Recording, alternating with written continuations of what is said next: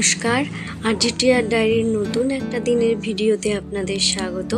বড়দের প্রণাম আর ছোটদের অনেক অনেক ভালোবাসা জানিয়ে শুরু করছি আমার এই ভিডিওটা। তো আপনারা প্রথম থেকে শেষ পর্যন্ত পাশে থাকুন, আশা করি ভালো লাগবে। তো সকালবেলায় উঠে ঘুম থেকে অনেক কাজকর্মই হয়ে গেছে, তো এখন একটু স্নান করব। তার আগে আমি ভাবছি কি ফুলটা তুলে নিয়েই যাই। তো এখন বর্ষাকালে হয় কি স্নান করে ফুল তুলতে আসতে একটু কেমন লাগে, কারণ এটা তো টবে টবে গাছ লাগানো না, একটু একটু পেছন দিকে লাগানো, একটু জঙ্গলও হয়ে গেছে। সেই জন্য করি কি, আগে ফুলটা তুলে নিয়ে আসি, তারপরে স্নানটা করি।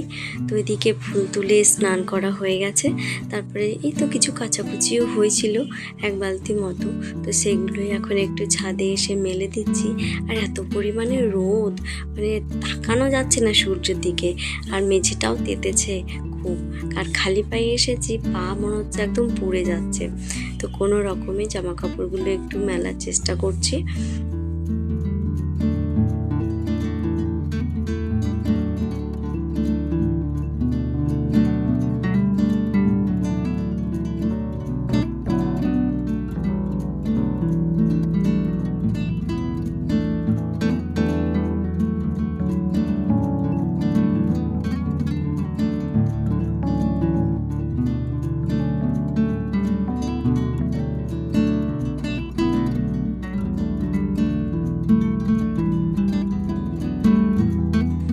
বাইরে বেশ দিব্যি হাওয়া আছে, দেখুন গাছের পাতাগুলো একটু নড়ছে, থেকে নড়ছে, আবার থেকে বন্ধ হয়ে যাচ্ছে।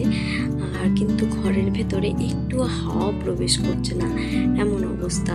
তো ঘরের ভিতরে সারাক্ষণ ফ্যান চালিয়ে থাকে না, একটু মানে কেমনই লাগছে, গা হাত পাগুলো অস্বস্তি বোধ করে। যাই হোক, তো এই গাছের পাতা নড়লে পরে এই হাওয়াটা খেতে ভালোই লাগে। কিন্তু দেখুন, গাছে নড়ছে আবার বন্ধ হয়ে যাচ্ছে, একদিক থেকে কিন্তু ঘেমে যাচ্ছে, কিন্তু হাওয়া দিচ্ছে টুকটুক করে, বেশ ভালোই লাগছে। আমার মেয়ে মাম্মাম সোনা এখানে বানিয়েছে ক্যামেরা ছবিটা কি বানিয়েছে, এটা রাজপ্রাসাদ বানিয়েছে। রাজপ্রাসাদে কন্যাটা বসে আছে। বাহ, খুব সুন্দর বানিয়েছো।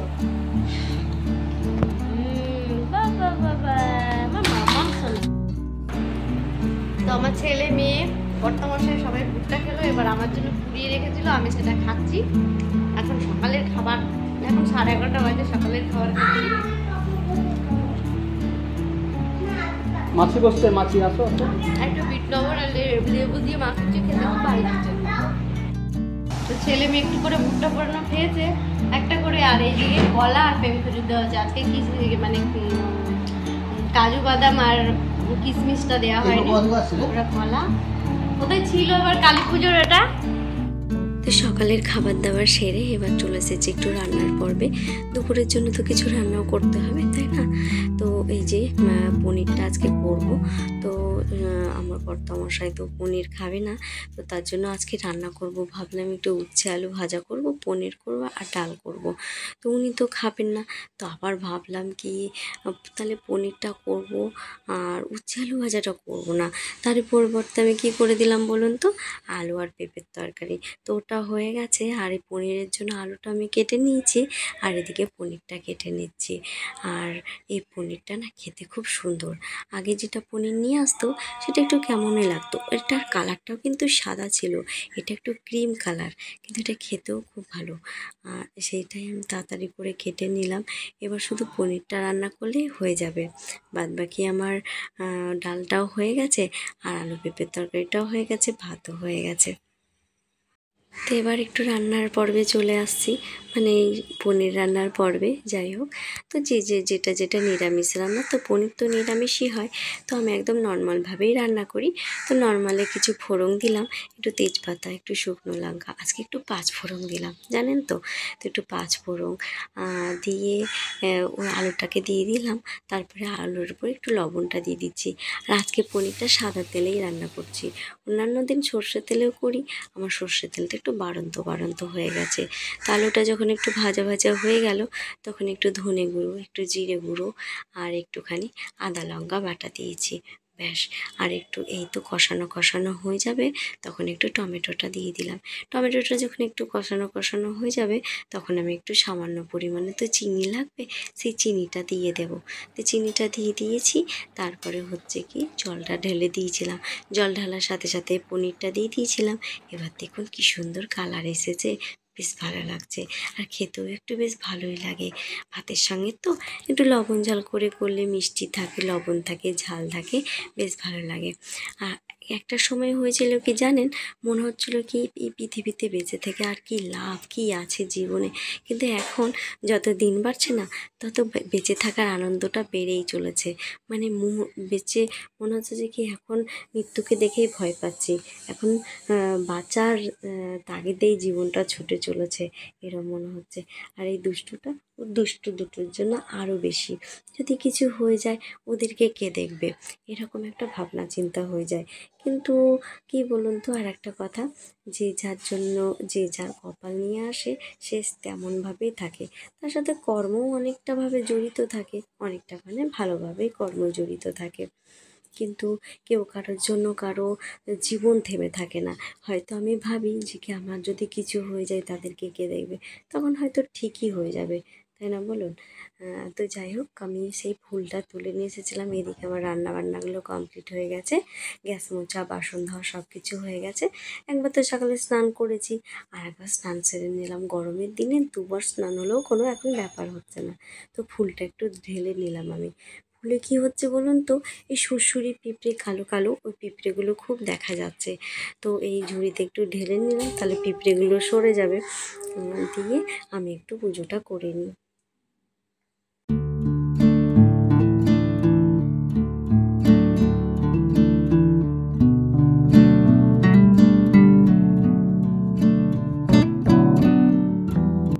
ঠাকুরের থালায় ফল দিলে পরেও নাকি একটু মিষ্টি দিতে হয়। তো মিষ্টি তো দেওয়া হয় না, ওই নকুলদানাই ধরুন, তাই একটু নকুলদানা দিয়ে দিলাম। তারপরে একটু তুলসী পাতা, গোটা গোটা তুলসী পাতা দেওয়া উচিত প্রত্যেকটা থালে, কিন্তু আমার আর সেটা সৌভাগ্য হয়ে ওঠে না। আমি একটা তুলসী পাতায়, দুটো তুলসী পাতায় সব থালা গ্লাসে একটু একটু করে ছিঁড়ে ছিঁড়ে দিই।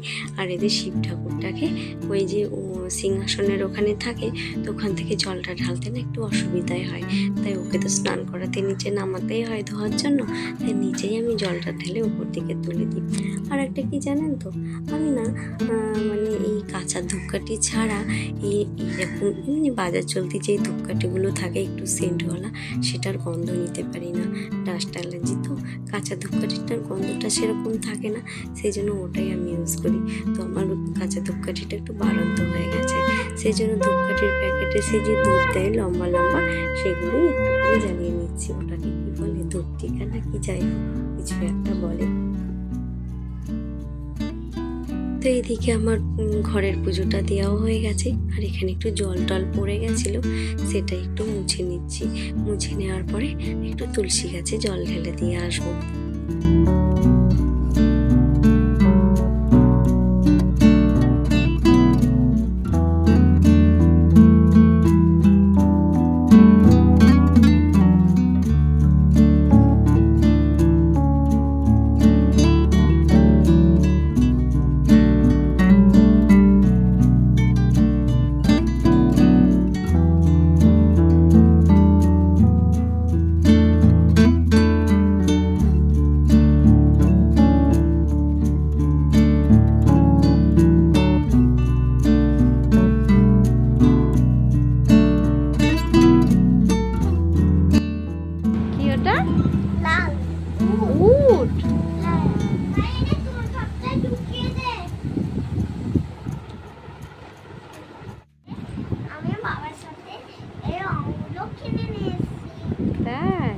কখন গেছিলে? বিকেলে গিয়ে কিনে নিয়ে এসছো? আর কান্নাকাটি করবো না তো এবার? আর এই রঙগুলো কিন্তু ভাঙবা না, ঠিক আছে? ভেঙে দিলে এবার মারবো, বকবো। কি কি কালার আছে বলো তো? কি কি কালার আছে বলো তো?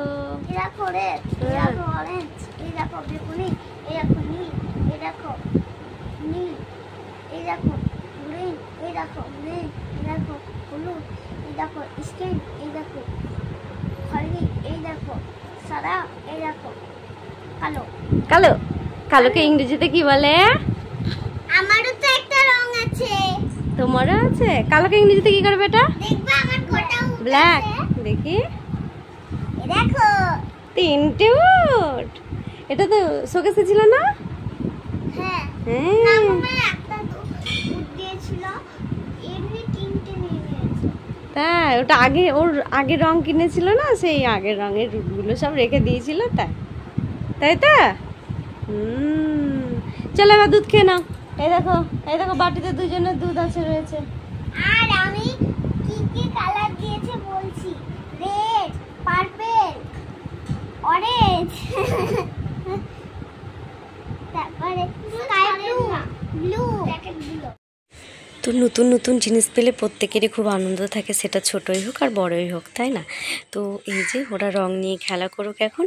আর আজকের মতো ভিডিওটা এখানেই শেষ করছি। আপনারা সুস্থ থাকবেন, ভালো থাকবেন আর নিজের খেয়াল রাখবেন। আর ভিডিওটা কেমন লাগলো কমেন্ট বক্সে অবশ্যই জানাবেন। আর যদি এক বিন্দু ভালো লেগে থাকে তো সাবস্ক্রাইব করে পাশে থাকবেন। আজকের জন্য টাটা।